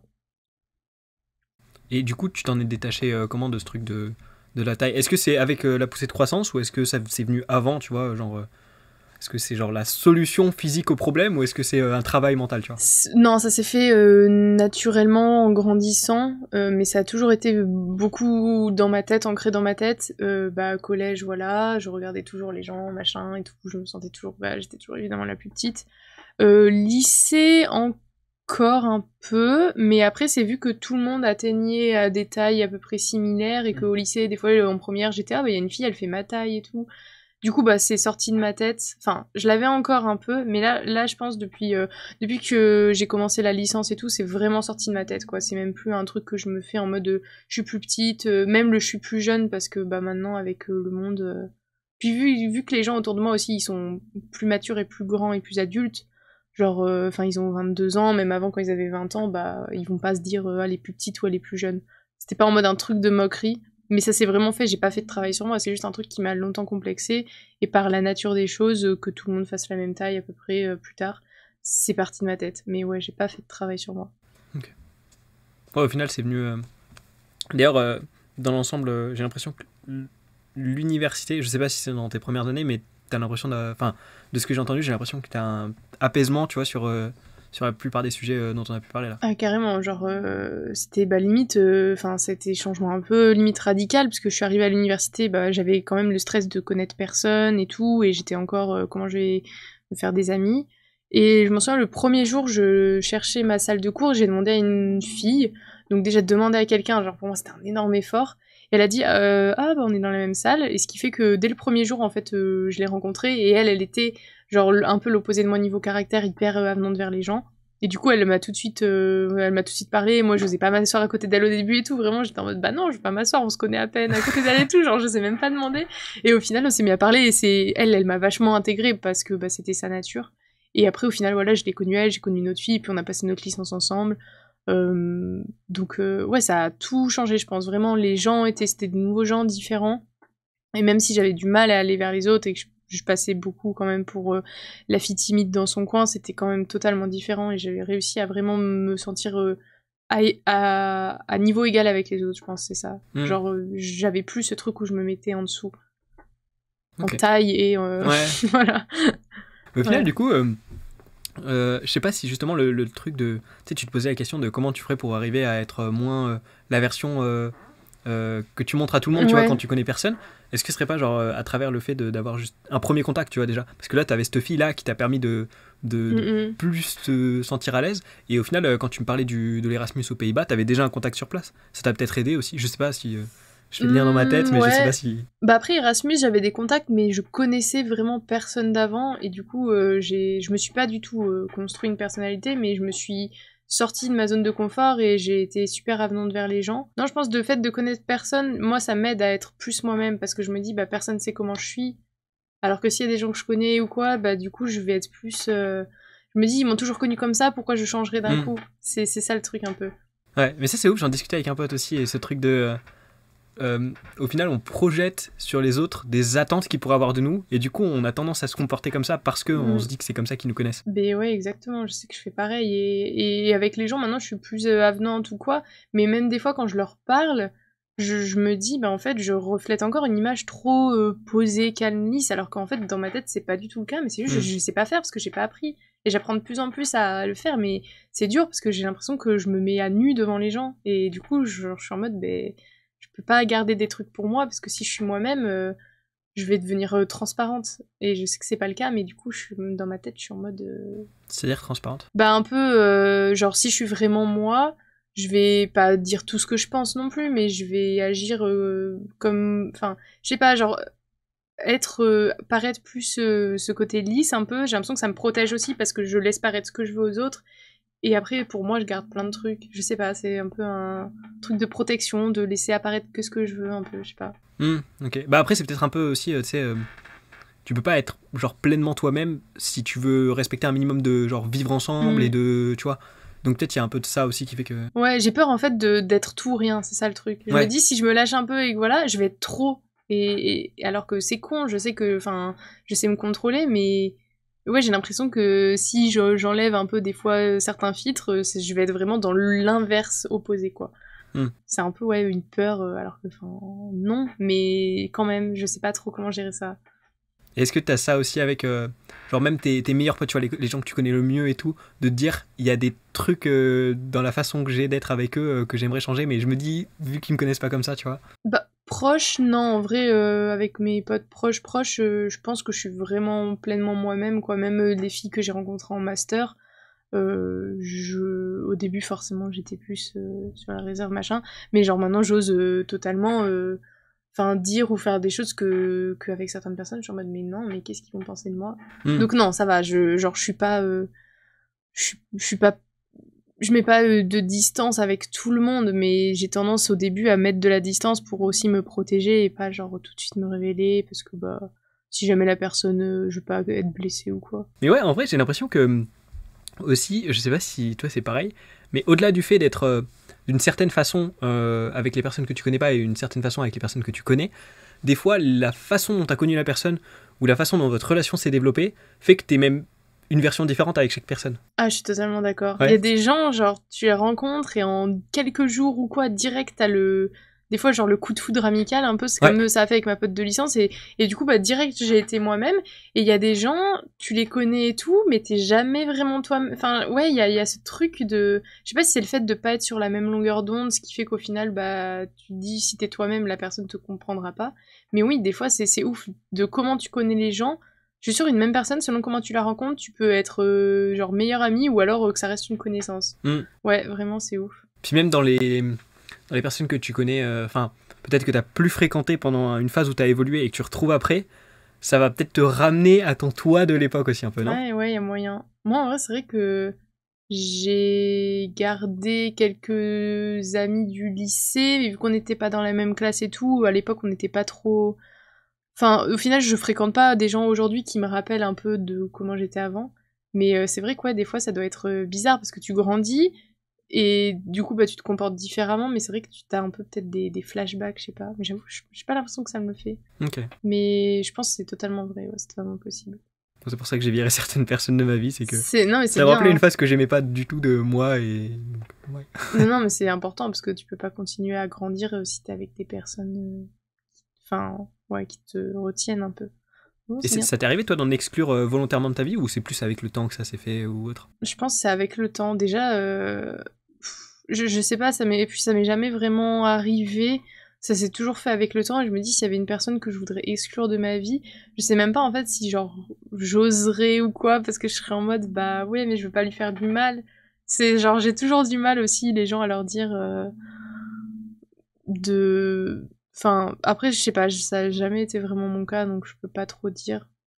Mais si ça m'arrive, j'espère que j'aurai la force ou la volonté de me préserver et de me dire, bah non, cette personne, elle est pas faite pour moi, quoi. Après, c'est pas mal une question de ressenti. Ouais. Ça en donne peut-être des indications sur mon truc de MBTI. Tu devrais essayer le test quand même, le faire, même sans faire le test, mais juste en lisant la description de chaque lettre, je pense que tu peux te retrouver plus dans un ou dans l'autre. Et ça peut être... tu peux un peu comprendre des fois pourquoi tu réagis comme ça ou comment tu fonctionnes avec les gens. Enfin, des fois, c'est toujours sympathique d'un peu mieux se connaître, quoi. Non, mais je pense que je le ferai à l'occasion. Et il y a des trucs, genre des profils que du coup tu comprends qui sont incompatibles ou des trucs comme ça ou pas? Ouais, un peu. Bah justement, là, quand on faisait pendant 2 semaines, quand on avait le truc de Lego, à un moment, il fallait qu'on représente des types de personnalités avec qui on n'était pas compatible. Et moi, je sais qu'il y a des personnes avec qui Enfin, je vais pas ne pas m'entendre parce que, enfin, en général, je m'entends bien avec tout le monde parce que, bah, évidemment, enfin, je veux dire, je m'adapte un peu aux gens et puis même, je veux dire, je considère que je peux apprendre de tout le monde et je vais jamais me dire, bah non, cette personne. Enfin, voilà, je vais toujours me dire qu'il y a du bon à prendre de tout le monde. Mais quelle était ta question? Je t'écoutais trop là, j'en ai oublié ma question. Ah, punaise. C'était, ouais, s'il y a des Ah. personnalités incompatibles. Oui, enfin, après, je sais pas si c'est incompatible de mon point de vue, si c'est objectif, subjectif, mais moi j'ai du mal, par exemple, avec les personnes qui ont tendance à être très très expansives, quoi, et que t'as l'impression qu'ils t'écoutent pas vraiment, qu'ils sont toujours en train d'un peu de s'étaler sur des choses, et genre, moi j'aime bien des fois être avec des personnes très créatives comme ça, mais c'est juste qu'il y a un moment, genre, un minimum de cadre, et vu que j'aime bien le côté organisation cadre, quand je suis dans un groupe avec des gens qui sont comme ça, qui fonctionnent un peu... Genre, ouais, ils font leur truc, après ils s'y mettent pas avant 3 heures, machin, et moi ça me gave. Rien que tu le dis, ça me frustre déjà, rien que de l'entendre, donc je comprends. Donc ouais. Après, bon, en général, moi j'aime tout le monde, je suis assez pisse. Genre, je sais que je donne l'image que je suis gentille et tout, mais je pense que je le suis réellement au fond. Enfin, ça, je suis pas quelqu'un de méchant, j'aime bien tout le monde et tout. Oh, c'est bien. La vie est belle. Non, mais c'est vrai, ouais. Non, bah après, oui, c'est pareil, un profil de personne, mais oui, il y a des gens qui essaient d'être sympas avec tout le monde et c'est cool. Ouais, j'aime bien. C'est pas tout le monde, mais c'est cool. Ouais. Et est-ce que justement, en parlant de personnalité, une question que je me pose pas mal ces temps-ci, tu vois, c'est est-ce que tu peux changer, comment dire, profondément ta personnalité, tu vois. Est-ce que, parce que tu vois, des fois, tu vois des gens plus extravertis, tu vas te dire, putain, j'aimerais bien être extraverti comme lui, et aller plus vers les gens. Et est-ce que tu penses que tu peux vraiment travailler sur toi pour en faire quelque chose de, pas d'inné, mais tu vois, de quelque chose qui va devenir naturel pour toi, ou ce sera à chaque fois un truc, genre un effort, ou... Je pense qu'on a forcément une part de nous qui est innée, que tu pourras jamais changer, mais il y a énormément de choses autour qui peuvent évoluer. Enfin, quand je vois... Moi, j'ai toujours été aussi, du coup, ce côté très renfermé et tout, et je voyais les autres, et j'étais... Bah, en fait, moi, j'aimerais être la personne super à l'aise à l'oral avec les autres, qui est très avenante, enfin voilà. Et en gros, je voulais être une personne, évidemment, que j'étais pas. Et du coup, ce qui faisait que... En fait, je suis capable d'être une personne avenante, mais à ma manière. Et en fait, c'est juste, je pense, on peut travailler les trucs, mais au fond, bah, je changerai jamais le fait que je sois quand même, enfin, que j'aime bien avoir un cadre, que j'ai besoin de calme et tout, mais il n'empêche que je pourrais quand même être hyper à l'aise à l'oral et tout. Enfin, je pense, ouais, il y a toujours la petite partie innée, ça, je pense, je l'ai compris il y a pas longtemps, parce que j'ai toujours voulu atteindre un peu un idéal de personnalité que je ne pourrais jamais être, mais je pense qu'on peut tous avancer avec nos traits de caractère. Mais il y a clairement plein de choses qu'on peut changer, parce que bah, là, je travaille beaucoup pour être plus à l'aise à l'oral et je me porte volontaire pour les présentations, les machins, chose que j'aurais jamais fait avant. Je suis toujours pas à l'aise, mais en tout cas, je le fais. Et c'est un truc qu'il y a quelques années, ben, j'aurais jamais imaginé de toute ma vie pouvoir faire. Du coup, ouais, je pense qu'il y a la part innée, mais ça veut pas dire que si t'es de nature calme ou introverti, c'est foutu et tu seras pas à l'aise avec les gens, tu pourras pas parler à l'oral. Donc je pense qu'il y a des deux. Mais ça se travaille et on peut s'en sortir. Et ça t'est déjà arrivé de vouloir, genre, te diriger vers des traits de personnalité qui sont opposés, tu vois? Genre, selon les phases de ta vie? Ouais. Ah ouais. Des fois, j'étais en mode, mais vas-y, je vais être la meuf, trop à l'aise à l'oral, hyper ouverte aux gens, machin. Je le suis, mais pas dans la manière dont je le voyais. Genre, il y a des gens, c'est vraiment naturel, ils se posent pas de questions. Je sais que je me poserai des questions toute ma vie, mais je peux quand même l'être. Et c'est dur, faut juste réussir à progresser à sa manière avec un peu nos bagages, quoi. Mais après, une fois qu'on l'a compris, c'est cool. On se dit, bah, on peut avancer et progresser sur des trucs. Parce que longtemps, je me suis dit, bah, en fait, ce sera jamais moi et je pourrai jamais aller vers les gens. Et je resterai toujours dans mon coin et jamais j'aurais pensé pouvoir un peu faire l'inverse, quoi. Donc, c'est faisable. Et est-ce que tu dirais que les personnes les plus... J'aurais pas de terme, les plus sympas, sincères ou quoi, c'est les personnes qui sont vraiment, genre... elles-mêmes, tu vois, et qui essaient pas de devenir quelqu'un d'autre et qui juste s'acceptent telles qu'elles sont. Il y a moyen, parce que je pense quand t'es en accord avec toi-même ou quand ouais, je pense parce que d'expérience, enfin, je connais des personnes qui sont très, genre, très naturelles et tu vois que c'est vraiment elles. Et du coup, je pense que t'as une forme de sincérité et d'honnêteté, alors que oui, si t'essayes d'être un peu différente, comme moi, à un moment, je l'étais, ou des fois, je pense que j'essaye encore un peu de me changer en quelqu'un que je suis pas. Du coup, je pense que les gens, ils se disent, il y a un peu un truc, et ouais, la personne peut paraître peut-être moins sincère. Je pense, ouais, t'as des gens, tu vois, ils sont trop, genre, sincères, gentils et tout, et ils sont pleinement eux, quoi. Moi, je voulais trop être comme ça. Et je sais que je peux l'être plus, mais encore une fois, à ma manière, quoi. Genre, je peux pas devenir une personne totalement différente, c'est sûr. Ouais. Et du coup, est-ce que ce serait pas une raison de justement essayer de, tu vois, on parlait du truc de genre être plus toi-même avec les gens. Est-ce que ce serait pas une bonne raison d'essayer de... Mais clairement, si. Mais en vrai, j'y travaille de ouf. En plus, avec ce que j'ai fait là, mes 2 semaines de cours où c'était très porté développement personnel, tout ça, forcément, ça m'a fait poser plein de questions. Et en vrai, j'essaye, même quand j'étais à Turin, là, il y a 2 jours, on devait faire une présentation de notre master en anglais. Et je me suis tout de suite portée volontaire, quoi. Genre, à chaque fois, je me fais violence et j'essaie de sortir de ma zone de confort pour progresser. Et après, bah, forcément, même si sur le coup, c'est pas agréable, après, je me rends compte que ça m'a fait progresser. Mais ouais, j'essaye d'être plus ouverte aux autres, plus, voilà,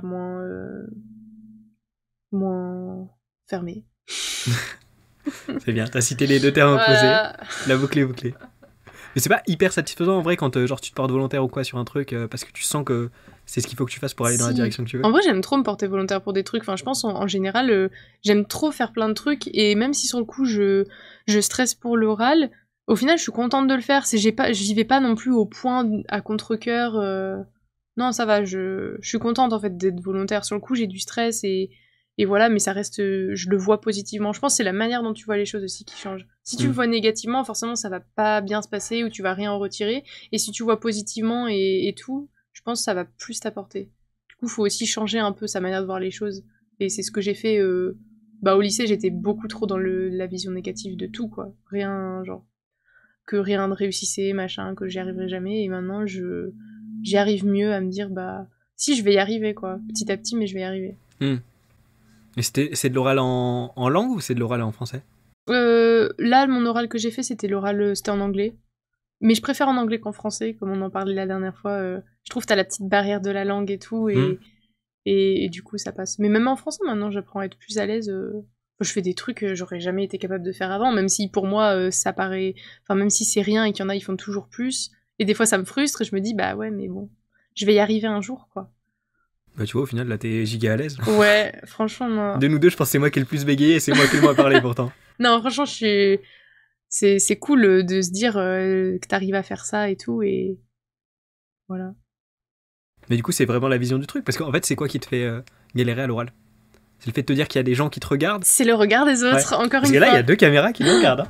Non, mais vraiment, c'est le regard des autres, et je me dis, parce que moi, quand je regarde quelqu'un parler et tout, bah, je le regarde, genre, j'analyse tout, parce que je suranalyse tout, donc je me dis, bah, les gens, ils font pareil. Du coup, quand je parle, le moindre truc que je vais dire, ou le moindre regard, ou si je rougis ou quoi, les gens vont se dire, ah, machin, machin. Je sais même pas ce qu'ils vont se dire, mais je me dis qu'ils vont se dire des trucs. Et ouais, c'est le regard des autres, parce que quand je suis avec une personne, même une personne que je connais pas du tout, bah, franchement, ça va, je vais être à l'aise et tout, et plus le groupe est grand, pire c'est. Vraiment. Mais est-ce que c'est le regard des autres ou est-ce que c'est justement la projection que tu fais du regard des autres? Bah, je pense que c'est la projection du coup. C'est toujours une histoire de projection, ouais. Quand je me mets à trop réfléchir et après ça part en couille, parce qu'il y a des moments où je réfléchis pas trop, j'y vais, et au final ça va, et quand mon cerveau il rentre en marche et il commence à se dire non mais attends, ils vont te regarder, ils vont te juger, et là c'est fini. Du coup ouais, c'est chiant la projection pour ça. Ouais, parce que je me rends compte que bah alors déjà moi je suis pas exactement pareil que toi quand quelqu'un passe à l'oral, ça dépend en vrai. Soit je suis investi dans le cours et effectivement je vais l'écouter et tout avec attention, mais le truc c'est que je me rends compte que j'ai longtemps eu peur du regard des autres aussi quand je passais à l'oral ou quoi. YouTube m'a pas mal aidé à déconstruire un petit peu ça, mais disons que j'ai pas la sensation moi de juger la personne qui passe au tableau, tu vois. Je sais pas si toi c'est pareil. Bah non, en plus moi je suis pas en mode enfin je juge pas du tout, et en général je suis hyper de toute façon hyper ouverte d'esprit, je juge pas du tout parce que je me dis bah moi j'aime pas qu'on me juge donc je le fais pas. Mais dans l'autre sens, j'ai l'impression que je sais pas si c'est les séquelles d'avoir sauté 2 classes, d'avoir été différente, et que du coup forcément les gens me voyaient différemment, mais maintenant les gens ils me voient plus différemment. Et je pense dans ma tête, j'ai l'impression qu'ils me voient encore pas comme les autres, je pense. Mais du coup au final c'est presque le fait que tu te poses des questions par rapport à comment ils pourraient te juger et te percevoir en fait. Oui, c'est toujours le moi qui applique... Parce que des fois, je me dis, bah non, mais les autres, des fois, ils écoutent... Enfin, même moi, quand j'écoute les autres, des fois, je fais même pas gaffe à ce qu'ils disent, ou je suis là et tout. Mais moi, quand je parle ou quoi, j'ai l'impression que tout le monde est hyper concentré sur moi et que tout le monde est en train de juger et tout. Et c'est toujours cette sensation de me retrouver seule et avec tout le monde autour de moi. Et des fois, j'arrive à enlever cette sensation, mais ça dépend des moments, de mon état de stress ou quoi. Je vais me mettre... je vais me mettre hyper mal parce que il y a ce jugement des autres. Et du coup, qu'est-ce qui fait qu'il y a des fois où genre tu arrives à te détacher de ce truc? C'est parce que tu te poses plus ces questions de... Ouais, ça dépend, je sais pas, du moment, de avec qui je vais être, comment, si j'ai pris le temps de réfléchir ou pas, ou selon les enjeux qu'il y a. Alors que des fois, il n'y a pas d'enjeu, mais je vais me mettre une pression, et des fois, ça, j'ai pas encore compris comment ça fonctionnait, parce qu'il y a des moments, ça passe de ouf, il y a des moments, c'est la cata, et c'est pas forcément proportionnel au nombre de personnes ou ou aux enjeux. Du coup, ouais, c'est très aléatoire. Je pense que c'est mon cerveau qui essaye encore qui est en train de progresser là-dessus, et du coup, des fois j'y arrive, des fois j'y arrive pas, quoi. Mais ça va déjà mieux, parce qu'avant, je me souviens au collège ou au lycée, je pouvais ne pas dormir 2 jours d'affilée, avoir la boule au ventre et tout, parce que j'avais un exposé à faire. Putain, la vache. Ouais. C'est dur. Et là, du coup, ça va mieux, parce que genre, j'y pense pas jusqu'au dernier moment. Après, sur le moment, forcément, je vais me mettre à stresser. Et je pense aussi à un truc qui a renforcé ça, c'est que j'ai tendance à rougir très facilement. Du coup, quand je suis pas à l'aise ou quoi, je vais tout de suite devenir écarlate. Et du coup, ça, j'ai peur de devenir rouge. Et du coup, ça me... Vas-y, continue. C'est pas grave. Donc, du coup, tu disais la peur de rougir et tout. Oui, parce que j'ai une peau super réactive. Et du coup, dès que je suis pas à l'aise ou quoi, je vais tout de suite devenir super rouge. Mais le fait d'y penser et d'avoir peur de rougir, c'est encore pire. Et du coup, quand je passe à l'oral, j'ai toujours peur de devenir rouge, et je pense que c'est ça qui me fait stresser aussi avec l'histoire du regard des autres, parce que s'ils me voient devenir toute rouge, ils vont être en mode « Ouah, mais elle rougit », c'est nul, mais dans ma tête, c'est genre, faut pas que je devienne rouge, et du coup, de vouloir retenir ça, je pense que c'est encore pire, et ça, c'est un truc qui m'a... plus récent, qui m'a beaucoup fait chier à l'oral, et ça m'arrive encore, mais il faut que j'arrive à l'accepter, parce que sinon, en fait, ça va être encore pire d'essayer de retenir le truc. Et ça, ouais, ça a été... Parce que je pense que si j'avais moins ce rougissement, je serais toujours pas à l'aise de passer, mais ça irait. Et là, vu que ça se voit, c'est dur des fois. Je suis en mode, faut pas que je rougisse.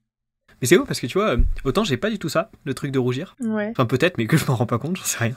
Mais pour le coup, pour avoir écouté des podcasts, j'ai l'impression que c'est pas mal un truc de ça, cette boucle de... Mais de toute façon, c'est aussi la boucle des phobies, je crois, de t'as peur d'un truc, donc tu fais tout pour l'éviter. Ouais. Mais du coup, ça augmente ta peur, et du coup, ça arrive plus. Mais c'est absolument ça, ouais. Je pense dans beaucoup de choses, dans beaucoup de peurs ou de trucs comme ça, c'est... T'as peur d'avoir peur, et du coup, c'est encore pire, je pense. De toute façon, quand tu te bases sur la mécanique de l'évitement... Ah, je me suis mal... Vas-y. Quand tu te bases sur la mécanique de l'évitement, en général, c'est déjà mal parti, tu vois. Si on dit l'exemple classique de « pense pas à un éléphant rose », le premier truc que tu vois... Mais c'est ça, je pense, à chaque fois. Et je pense que c'est ça, beaucoup, qui me fait chier à l'oral, parce que je suis en mode ne stresse pas ou ne fais pas ça et tout, parce que je veux toujours faire la meilleure présentation, et du coup si je commence à bégayer ou quoi, je vais être en mode ah non, j'ai merdé, et là je perds tous mes moyens parce que c'est déjà dur de rester concentré. Donc je pense que c'est ça aussi, ouais. Puis même tu sais, je sais pas si c'est exactement lié, mais ça fait un peu tu sais, tu parlais tout à l'heure du truc de dire t'es capable de faire des choses, tu vois. C'est vraiment de vision opposée. Le truc de tu veux éviter un truc versus tu veux aller vers quelque chose. J'ai l'impression que c'est mieux pour accomplir des choses, tu vois. Mais je pense que la vision, ça peut te faire des choses totalement différentes, quoi. Si t'es forcément dans le plus positif, où ça va m'apporter quelque chose, même si c'est pas parfait, même si j'ai du mal, genre, je pense en essayer de retirer le positif, forcément tu vas beaucoup mieux le vivre déjà que si t'es en mode, ouais, mais je vais stresser, je vais pas y arriver et tout. Donc, je pense que la vision, ouais, la manière dont tu vois les choses, ça change un peu tout, ta manière de voir le monde et tout. Moi, je pense à Kostia qui veut toujours faire plein de trucs et jamais tu l'entends dire non, on peut pas faire ça parce que, tu vois. Ouais. Lui, il est jamais dans la mécanique d'évitement et au final, il fait plein de trucs, tu vois. Mais ouais, mais je pense que c'est ça le meilleur, c'est faut toujours tenter, faire des trucs et tout. Et franchement, ça peut que t'apporter. Bien sûr, ça peut être du négatif, mais ça peut quand même que t'apporter des choses, quoi. Donc, faut essayer. Et j'essaye d'essayer parce que vu que j'ai peur de l'échec. J'essaye d'essayer, j'aime beaucoup. J'essaye d'essayer. Vu que j'ai peur de l'échec, j'entreprends des fois pas des choses parce que je supporterai pas si j'échoue. Mais du coup, c'est débile parce qu'il faut échouer pour avancer, mais ça, j'ai encore du mal et je supporte pas les échecs quand je réussis pas. Du coup, je vais m'empêcher de faire des trucs. Alors que non, faudrait que je sois dans l'optique d'essayer, même si j'échoue, parce que ça va être du positif. Mais je suis encore en mode, non, si je réussis pas, c'est que c'était pas une bonne idée ou c'est que je suis une merde. Non, mais je comprends. Je vois cette vision du truc. T'avais posé une question tout à l'heure sur quel était le truc qui te faisait... Non, que tu comprenais pas le truc du mécanisme qui te faisait stresser du coup à l'oral. Et je crois que j'avais... Ouais, si. Je crois que j'avais une piste de réponse. Si je me base sur mes expériences passées. J'ai l'impression que moi... Du coup, tu disais que tu comprenais pas le Le truc qui fait que des fois t'arrivais à Ouais. être pas stressé et des fois t'étais stressé alors que ça dépendait pas du nombre de personnes. Moi j'ai l'impression que ça dépend pas mal de avec qui je suis en groupe. Alors des fois t'es pas en groupe, hein, tout court, mais quand je suis dans un groupe avec des intellos, entre guillemets du coup, qui sont plus intellos que moi, c'est plus très compliqué maintenant, autant au collège un peu plus, mais là maintenant moins. Au final je me rends compte que genre ils sont plus stressés que moi et je me détache un peu du truc, tu vois. Genre en mode, bon ils prennent le stress pour moi, tu vois. Mais pareil. Ok, ouais. voilà, Ouais, tu vois, ouais. c'est peut-être ça. Quand t'as des gens paniqués avec toi, même hier, là, on montait dans un ascenseur en verre, pour voir une vue au-dessus de Turin, et j'ai le vertige, mais ma pote aussi avait le vertige, et je la voyais, elle était pas bien, et la fait de l'avoir plus paniquée, bah, du coup, moi, j'étais plus calme, et genre, je contrôlais. C'est vrai, ça. Alors que quand t'es dans un groupe où t'as tout le monde qui est hyper à l'aise à l'oral, et toi, t'es là, t'es en mode, bon, moi, je vais passer pour la personne pas du tout à l'aise. Alors que ouais, quand t'as des gens stressés, toi, t'es en mode, bah non, tranquille. Ouais. Je suis d'accord. Ça Oui. rassure de ouf d'avoir les gens genre, dans C'est un abusé. pire état que toi. Mais même pas ça rassure, mais des fois ça te fait relativiser aussi. Oui, parce que t'as pas l'impression que t'es le seul, du coup. Ouais. Ouais, carrément. Même ça fonctionnait, moi, mais depuis le collège, hein, en vrai, j'ai ce truc-là. Mais je l'ai identifié que récemment. Mais au collège, je discutais pas mal par message avec des gens. Et c'est la période où j'étais pas au top dans ma vie, en gros. Et des fois, en fait, juste, je parlais pas du tout de moi, mais c'était un soir où genre ça allait pas ou quoi. J'envoyais un message, tu vois, pour prendre des nouvelles. Et au final, je me rendais compte que la personne, ça allait pas du tout. Et juste le fait de me dire, je sais pas si c'était plus pire ou moins pire, on s'en fout, tu vois. Ouais. Et juste le fait de me dire, cette personne va mal aussi, moi, ça me faisait relativiser, tu vois. Ça me faisait du bien de me dire, ok, je suis pas tout seul, tu vois.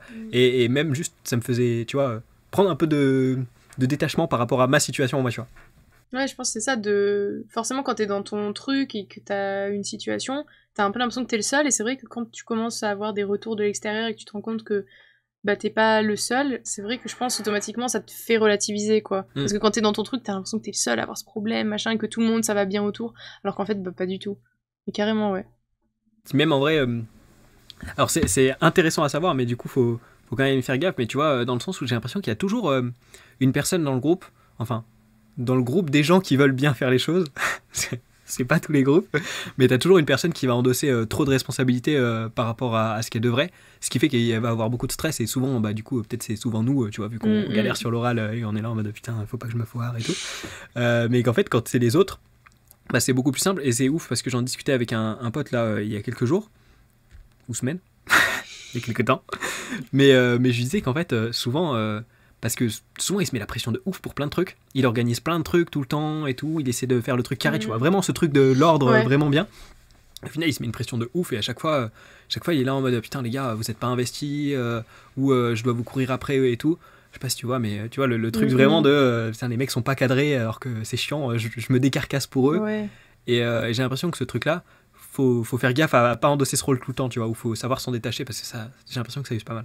Ouais, je le faisais beaucoup à un moment. Maintenant, des fois, j'arrive à prendre du recul, mais en fait, au final, je me rends compte que je suis toujours en train de revenir et d'essayer de prendre trop de responsabilités parce que j'ai ce truc de si c'est moi qui le fais, ce sera mieux fait. Genre, petit manque de confiance dans les gens, des fois, et du coup, je suis en mode bah oui, mais si je prends ça en charge, je sais comment je vais le faire, je vais bien le faire et tout.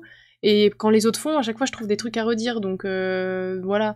Et c'est vrai que c'est chiant parce que quand tu prends autant de responsabilités, t'as des attentes de ouf alors que les autres du coup font moins de choses et du coup t'as forcément la frustration parce que bah toi tu fais ça et les autres ils sont là bon ouais donc clairement mais c'est dur de pas prendre de toujours trop prendre les responsabilités à chaque fois, trop tout gérer quoi. Ça, c'est aussi un truc que j'essaye de travailler, de un peu déléguer et faire confiance aux autres, genre pas faire que moi.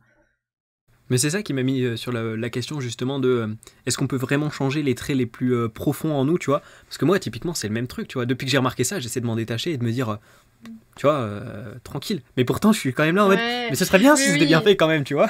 Mais je pense que tu pourras jamais empêcher. Enfin, genre moi, faut toujours que j'ai un œil de partout. Je suis toujours en train de regarder de partout, de vouloir tout gérer. Mais je pense un peu réussir à trouver genre les bonnes personnes ou quoi et à te un peu lâcher du lest, mais forcément tu pourras jamais devenir le gars en mode ouais je m'en fous de tout, je laisse les autres faire et tout. Mais un peu quand même nuancer le truc et pas tout prendre la responsabilité du truc. Mais vraiment c'est ultra environnement dépendant, hein, j'ai l'impression. Hein. Ouais. Vraiment des euros que j'ai pu faire et il y avait des fois où j'étais là en mode mais je suis noté, hein, je suis tout autant noté que les euros où je suis en stress, hein, mais là je m'en bats les couilles quoi. Après j'ai un petit côté un peu clown des fois où je suis là en mode bon y a pas de clown dans le groupe, faut que ce soit moi tu vois. Du coup je vais au tableau tranquillou et je fais ma vie et au final c'est les fois où je gérais le mieux au final, c'est ça qui est le plus ouf. Bah ouais C'est souvent comme ça. Même là, il y a 2 semaines, on devait passer à l'oral. On avait un oral à préparer sur un sujet, on va dire, un peu insolite. Et mon sujet, c'était Picsou est-il vraiment avare? Et en fait, c'est parce qu'on avait un prof de théâtre et tout. C'était juste pour voir un peu les procédés pour la prise de parole. Et punaise, c'était super dur. Après, je me disais, il y avait une bonne ambiance, il y avait un sujet drôle, tout le monde avait un bon sujet, donc ça allait. Mais j'étais quand même... Enfin, ça m'a quand même bien stressée. Alors que voilà, encore une fois, il y avait 0 enjeu, mais... Je sais pas, c'était... Voilà. Et au final, j'ai fait mon oral et tout. C'est vrai qu'en même temps, je dessinais au tableau, parce que c'était pour éviter d'avoir à affronter le regard de tout le monde. J'ai trouvé une petite technique et je dessinais. Et au final, le gars a dit que, bah oui, on pouvait dessiner, c'était une bonne technique, et que... Bah pas tout le monde à l'oral, on a tous l'image de la personne à l'aise à l'oral qui s'exprime, qui bouge les mains, mais en fait on a remarqué que personne n'avait la même technique, il y en a ils bougeaient pas, mais ils étaient pour autant hyper efficaces dans ce qu'ils disaient, et ça m'a trop rassurée sur le fait de me dire, bah en fait on peut être à l'aise à l'oral en restant soi-même et en utilisant ses propres forces, et genre comme moi en même temps montrer, illustrer, et je suis pas obligée de me tenir comme ça devant les gens et de parler, parce que ça se trouve je serais jamais capable de le faire. Du coup ça c'est rassurant de te dire... Bah, on n'est pas tous à l'aise de la même manière à l'oral, on peut pas tous parler pareil, mais on peut tous le faire. Donc c'était cool. Mais ça se développe aussi, tu vois, genre dans le sens où tu peux très bien, pendant toutes tes années collège, lycée et tout, pas oser bouger tes mains, et après beaucoup plus. Moi, je sais que je le fais beaucoup maintenant, alors qu'avant, pas du tout. Et au final, c'est pareil, c'est à travers des expérimentations où tu peux avoir la peur de te dire faut que j'évite parce que je vais avoir l'air ridicule à bouger mes mains, je vais être là en mode waouh, salut les gars, ça va quoi. Alors qu'en fait, si ça se trouve, bah, ça match de ouf ton caractère et ta personnalité quoi. Ouais, faut essayer, faut apprendre et tout. Parce qu'au début, ça paraît pas naturel quoi, quand tu restes comme ça et que t'oses pas, et si après tu te mets à faire des gestes avec les mains, les gens vont se dire ouais, c'est ça. C'est pas naturel. Mais ouais. C'est important de savoir faire un truc avec ses mains parce que déjà, juste quand tu te balades, des fois tes mains tu sais pas où les mettre donc. C'est horrible. Ça, c'est le pire truc. Est-ce que je les mets dans mes poches? Est-ce que je me balade comme ça? Est-ce que je force mon allure? C'est infernal. Ouais. Vraiment les questions du quotidien comme ça que tu te poses. Mais que tout le monde se pose pas, hein, j'ai l'impression. Ben oui, ouais. Oui. Clairement, il y a des fois, les gens ne se posent pas du tout la question, et toi, tu poses la question, et ils te disent, mais genre, pourquoi tu penses à ça? Et en fait, toi, tu t'es pris la tête sur le truc, les gens n'en ont rien à faire, genre, vraiment. Carrément, ouais. Mais c'est cool, du coup, les podcasts et tout ça, d'avoir des gens qui peuvent relate, tu vois, tu te dis, c'est bon, t'es pas tout seul. Ouais, et la vie m'a appris que, globalement, quoi que je fasse, je serai jamais le seul, tu vois. Même les trucs les plus insolites, donc je me dis, tranquille. Si je trouve la bonne personne avec qui relate, ça va être stylé, et je vais en apprendre un peu. Non, mais c'est pour ça, c'est bien les gens parler avec les gens et tout, parce que quand tu t'isoles, au final, bah, tu peux pas te rendre compte qu'il y a des gens un peu comme toi. Et bah, après, c'est sûr, faut aller vers les gens et tout. Mais petit à petit. Moi, je les amène à moi, tu vois.